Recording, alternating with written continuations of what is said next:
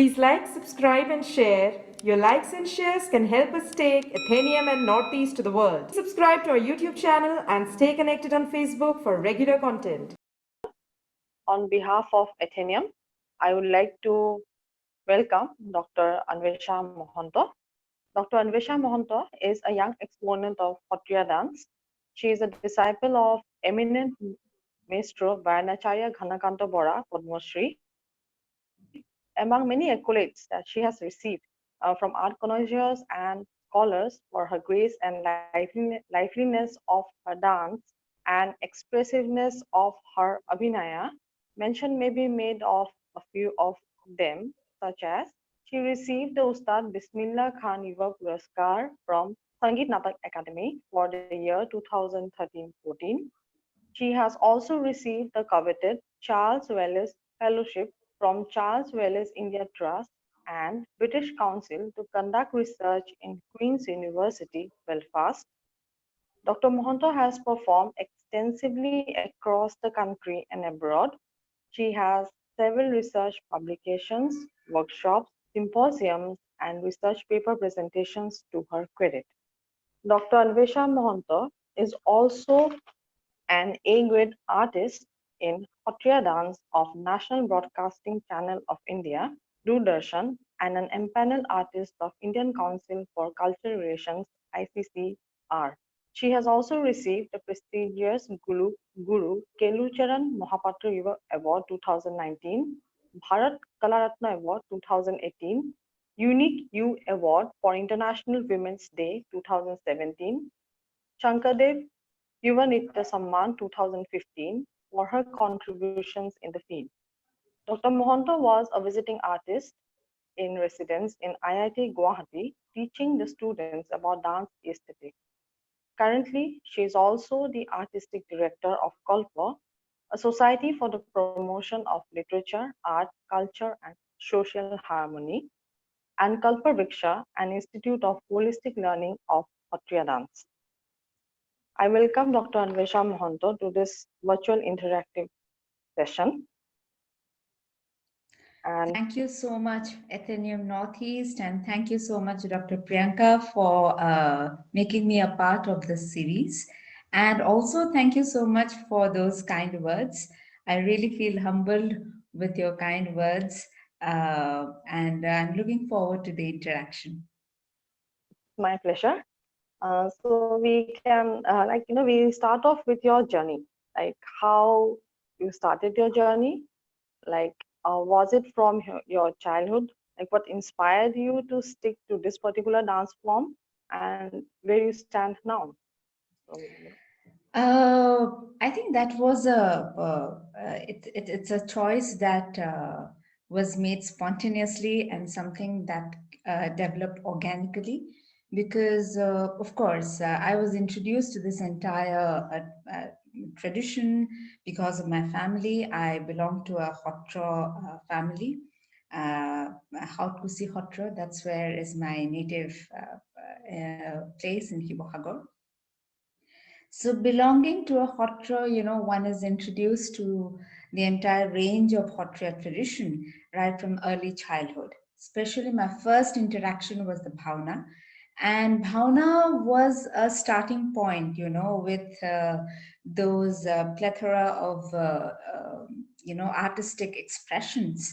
One is immediately drawn towards that form. So that was my first interaction and an informal interaction with the entire form. And gradually, my formal training started at the age of 6 under the guidance of my adhyapak, Bayana Satya Bhanukanta Bora. And since then, it's been a rewarding experience each time, you step ahead. There's a lot of learning that goes on, and it's like it's an, evolving process. And where do I stand? That's a very difficult question because it's very difficult to say where do I stand. But if I see my entire journey, I would like to sum it up as like, something that was given to you, an informal introduction that became a part of it. You embody that form, and now it's your expression. So that's how it has evolved.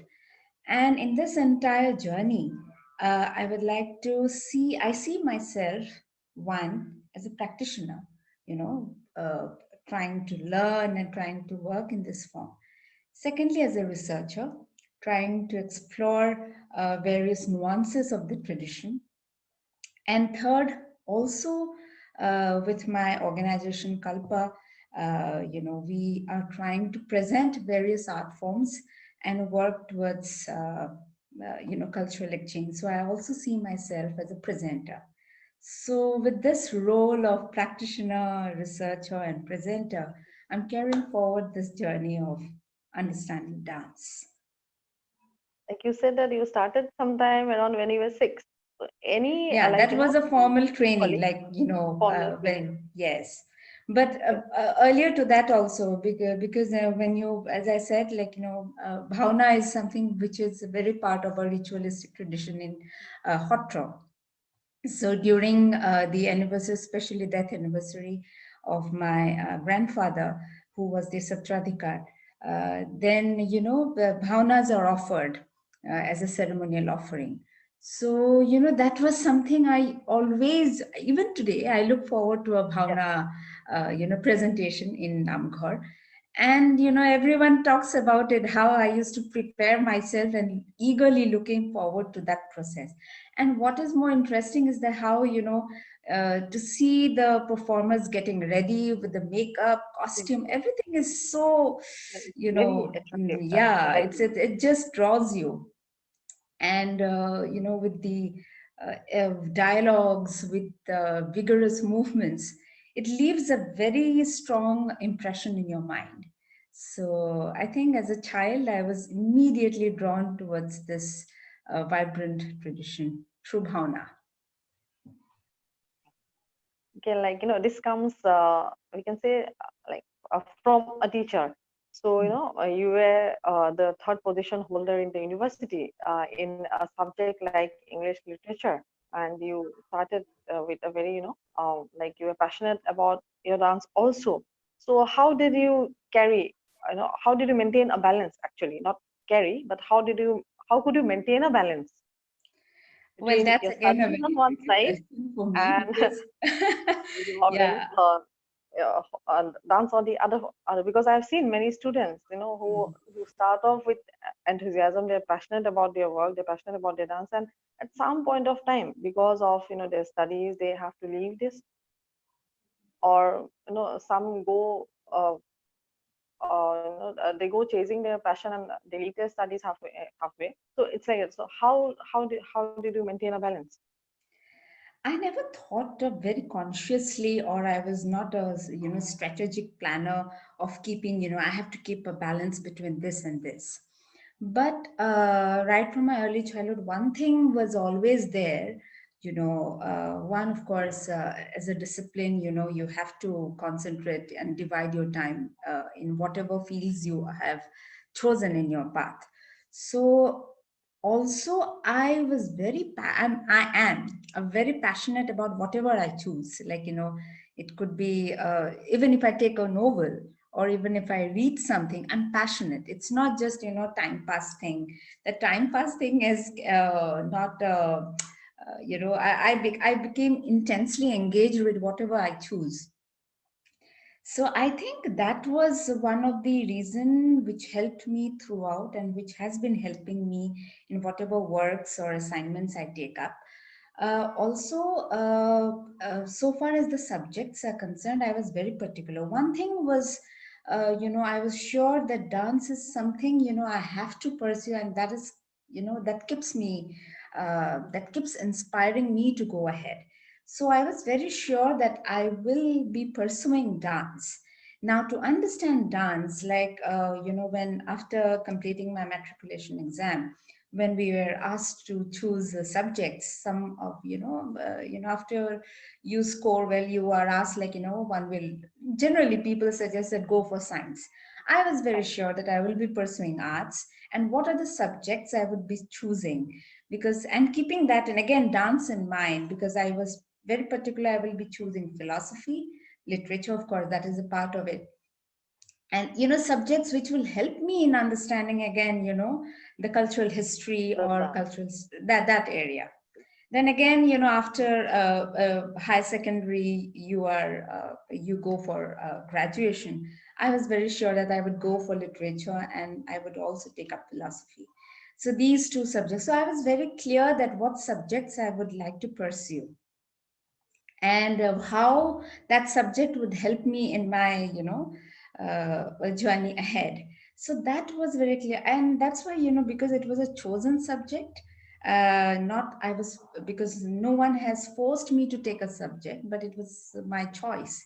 So I lived that choice, and whatever I had done, it was like later on, even my PhD work, I moved from conventional English literature topic to something that is interdisciplinary.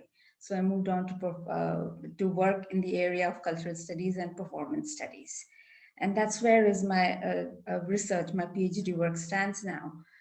So that's where, I've been very passionate about the subject which I choose, and because that's where I become intensely engaged with the subject, and that's where it has to be a choice that with which I can live.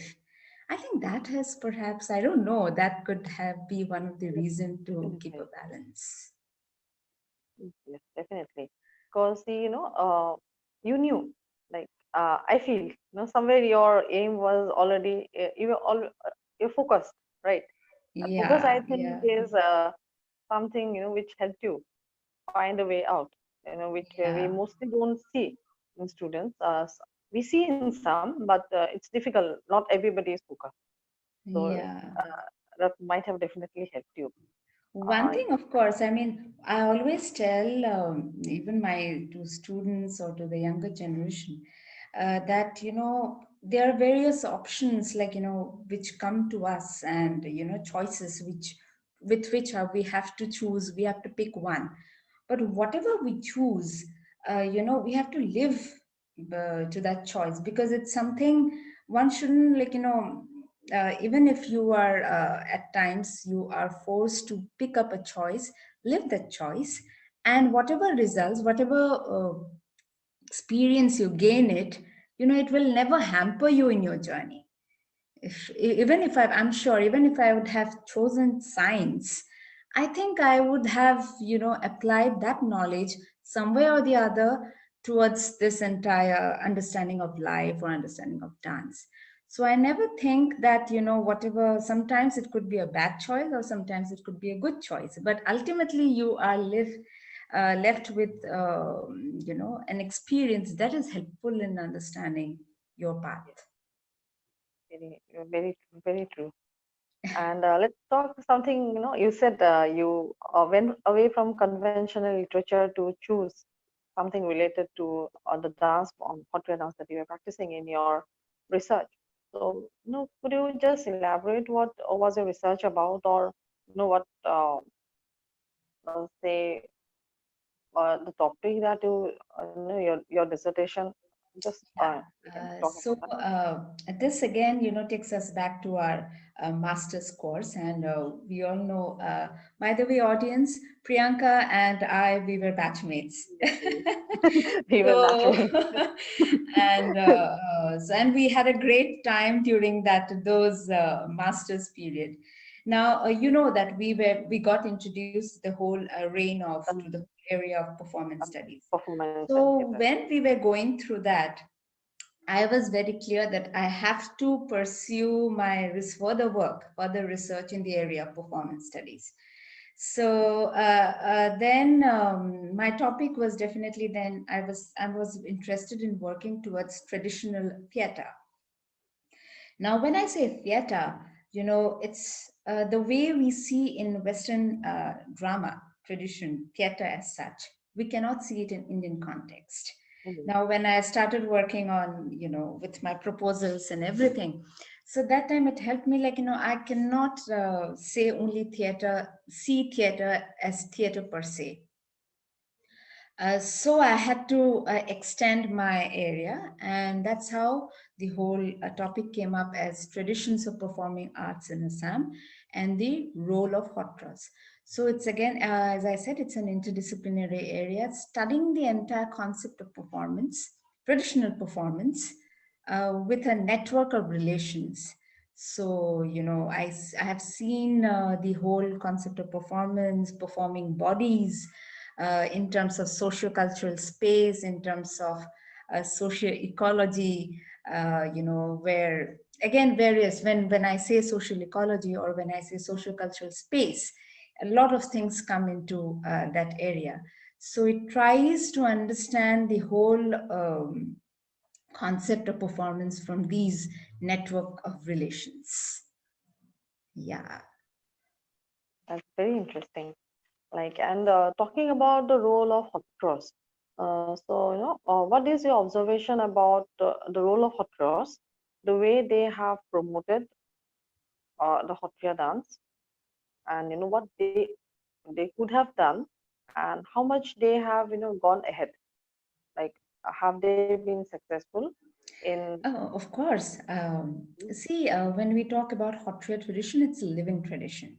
Living in a sense, because right its period of emergence in 15th, 16th century by the great saint poet Srimanta Hankodev, who was the fountainhead of the entire tradition, till that point, till its point of emergence, until date, which has, and if we count it till date, it's a living tradition, which means there hasn't been any particular stop where the practice has, was not done.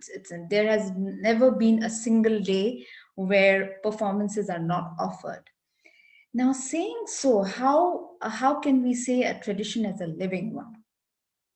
If we compare, if we see the history of some of the other performance traditions, traditional performance traditions, there has been a period where there has been a barrier in terms of its practice, and some traditions have died.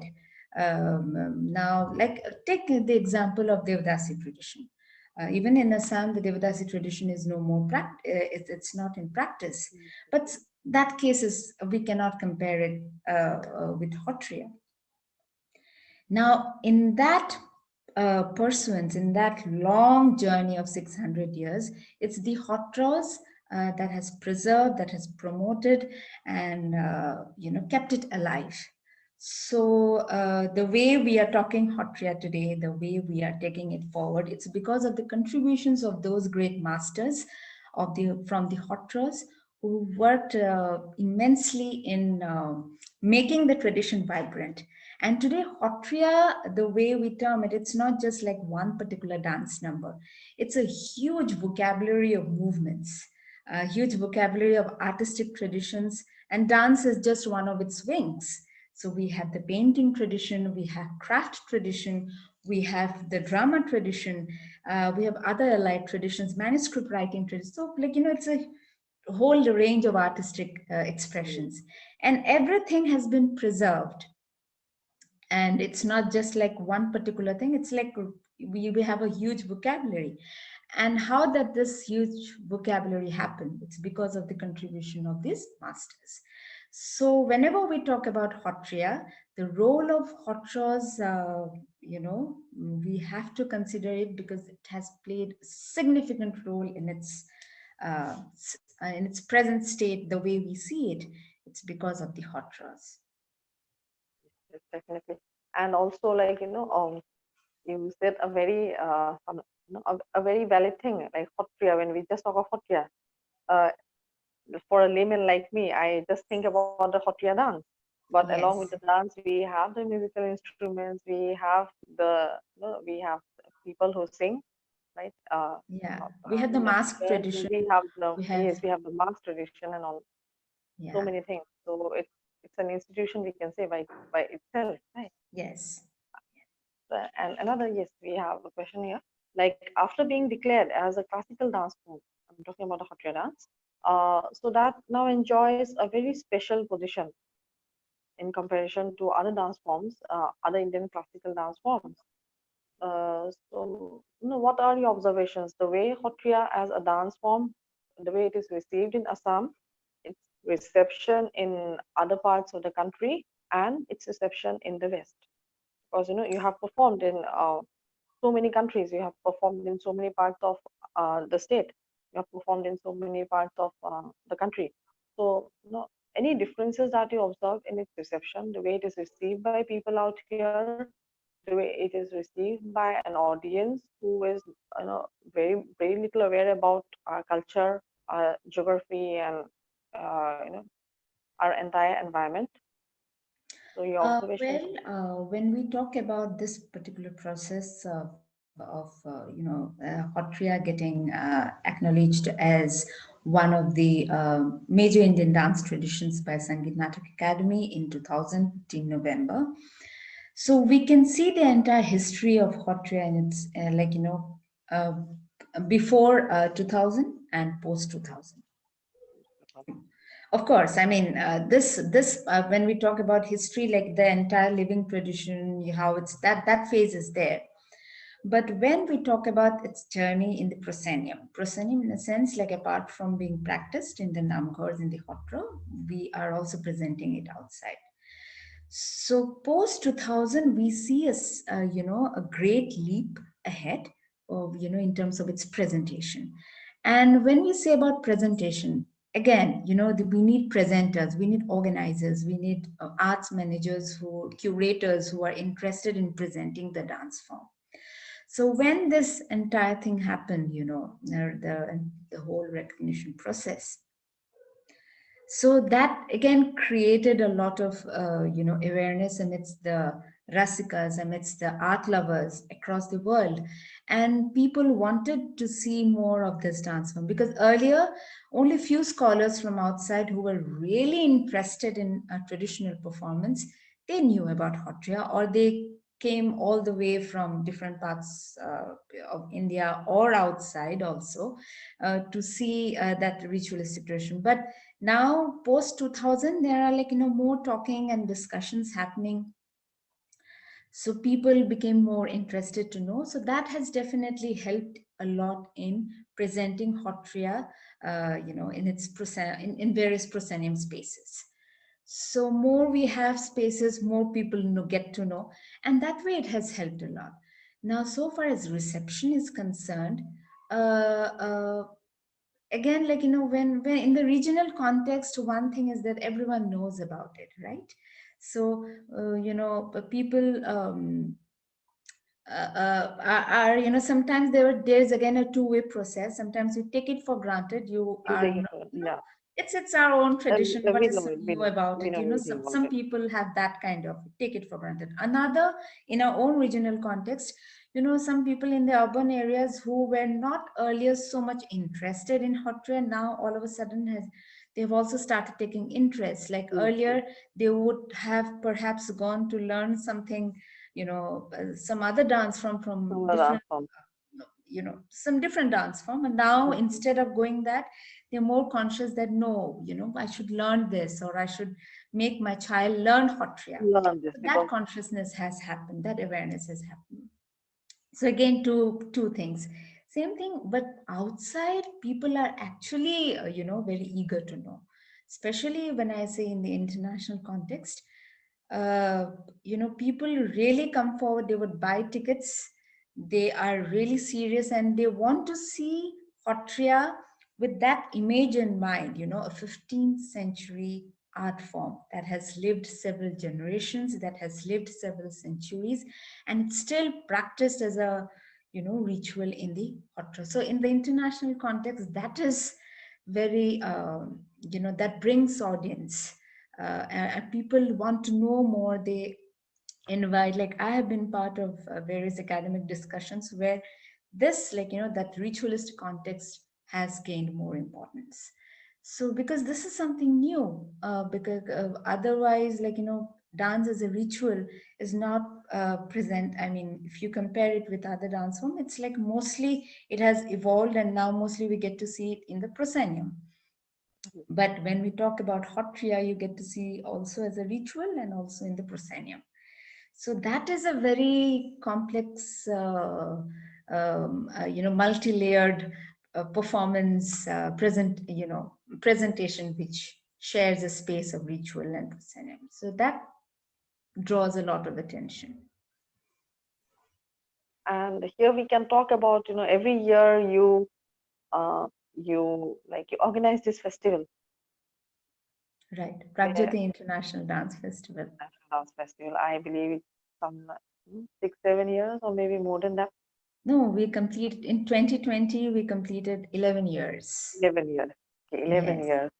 And you choose different locations, Yes. right? I have seen you choosing different locations, and how you try and give a kind of say the kind of originality that they expect. Like you Right. talked of, how the people from the West want to look at the Sattriya dance as a 15th century dance form.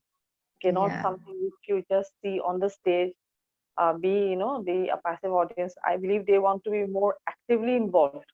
They Right. want Right. that is what they do.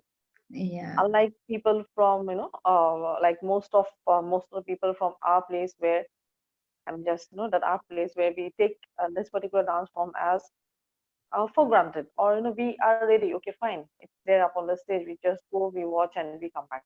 But yes, definitely people from the West, Hmm. mostly they get involved, and they come and they want to experience it, something like that. So Yeah. something about the festival. Yes, actually, the festival again, it started with a question which I asked my father when I was a kid, because I remember my parents taking me to Chennai to watch, dance season in Chennai, which is December and January. And I asked, and I saw that vibrancy in the entire environment, audience in the, like morning 9 a.m. right, they are there in the auditorium in the theater attending a seminar on dance or music, and then like, or attending concert, and again till late midnight, everything like a 24/7 engagement of dance and music. So I asked my dad, like, that time I was a kid. So I asked my dad, like, why don't we have this kind of environment in Guwahati? So that question remained. And then in 2007, no, 2008, when I went to Bhubaneswar for a performance. So this whole thing, one of our, he's a famous dance critic, Shamari Chakra, he said that, Anwesha, why don't you start a festival in Guwahati? And I was saying, Dada, you must be kidding, it's not a joke to start a festival. So no, no, no. I mean, start something, think something. Apart from you presenting, presenting Hattriya, think about creating spaces for dance. We also need space. So that, I think somewhere I linked up, this particular thing, that moment of inspiration, and that question, which I asked my dad during my childhood. So with that, we just started in 2009 with few friends, and that's how Kolpo began, the Society for Promotion of Literature, Art, Culture, and Social Harmony in 2009. And we started the festival in 2009 with, literally, with a very shoestring budget we started.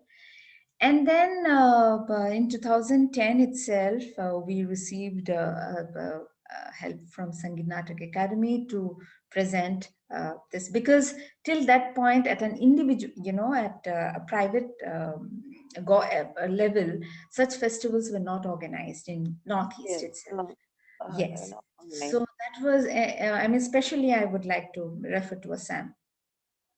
So that was something new, and they had immediately come forward with the support. So that boosted up our confidence.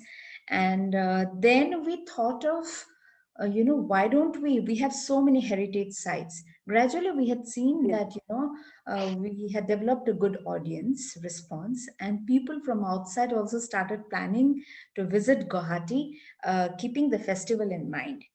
So we thought that why don't we explore some of the heritage sites of Assam? yes, So we started in Guwahati, and then we took the festival to different cities, destinations, and then we got a very good response, especially when we did it in Hibodol, in Hibohawa. totally. Yes, wow. Yeah, we had a crowd of almost 2,000, in that huge premise. So that was, so overwhelming. Then we did it in Mahabhairav Mandir in Tejpur. that also received a very good audience support. So that's how we explored various heritage sites. Kaziranga also we did it in Yes, yes. one of the sessions. Then Tejpur University also we did. So likewise we stepped on. And then like 2020 we completed our 11th edition. So that entire thing was that apart from Hotrio, we have some other lesser known art forms like Bharigan or Rabha community. That's a beautiful performance. Ozapali, Thepadhulia, those lesser known performances, Yes. I wanted to present it in such an international platform so that people like participants who come from different parts of the world as performers, they also get acquainted to these beautiful art forms and take those impressions back. So that was a kind of cross-cultural exchange which I wanted to create through the performance space. And Pragjyoti International Dance Festival was one. And then in the morning hours, I also wanted to reach out to institutions which are not like dance centers as such. So I went to Management Institute, I went to Technology Institute or Engineering Institute, and we started discussing dance from an interdisciplinary area. So when we went to NERIM, Northeast Management Institute, so we started discussing dance and management, arts and management. So that area we had taken it up. So when we went to engineering college, we took up the area of dance and engineering, where, we are talking about engineering of mind, apart from these engineering as such, also how do we engineer our mind, the software engineering part. So those are certain areas which we explored. When we went to Law Institute, we started discussing about various issues related to law and arts. So these are some of the areas which we explored. Thank you, Anwesha. That was very interesting. No, I literally felt like going through all these experiences in this matter of just a few minutes. We will definitely talk more about dance, more about academics, relating dance and academics in a second part of this interview. Very soon. Thank you so much, Priyanka. I also really I love this interaction, and so that's what I love to share. So Yes, thank you for giving me this space for sharing. yes, we will talk more. Right. Yes, we'll meet soon again. Yeah.